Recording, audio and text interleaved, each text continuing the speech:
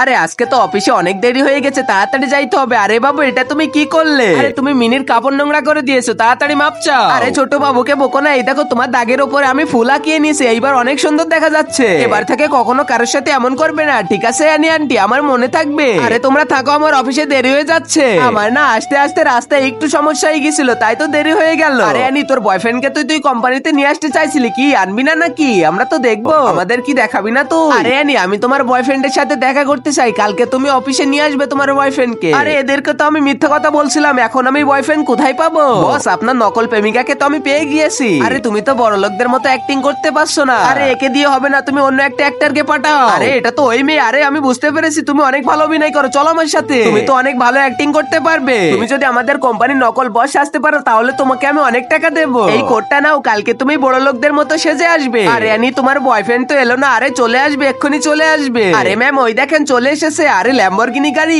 এত টাকা কোথায় পেলো? আরে ওর সাথে আবার এতগুলা বডিগার্ড কেন? এবার তো আমার অনেক খরচা হয়ে যাবে। আসুন স্যার। আরে তুমি এতগুলা খাবার কেন অর্ডার দিছো? এতগুলা টাকা আমি কিভাবে দেবো? আমার কথা তো কিছুই শুনতেছে না। আরে স্যার, বিল দেন। তারপরে তো রাহাত একটা বড় চেকে সাইন করে দিয়ে দেয় বিলটা। স্যার, আপনার সাথে মিলে আমরা একটা প্রজেক্ট করতে চাই, আপনি কি আমাকে একটু সাহায্য করবেন? এখানে কি হচ্ছে আনি তো মাথায় ঢুকতেছিল না। তারপরে যা হলো তা দেখার আগে তুমি মহান আল্লাহকে ভালোবাসে লাইক এন্ড সাবস্ক্রাইব করে দাও, আর পার্ট 2 দেখতে চাইলে কমেন্টে পার্ট 2 লিখো।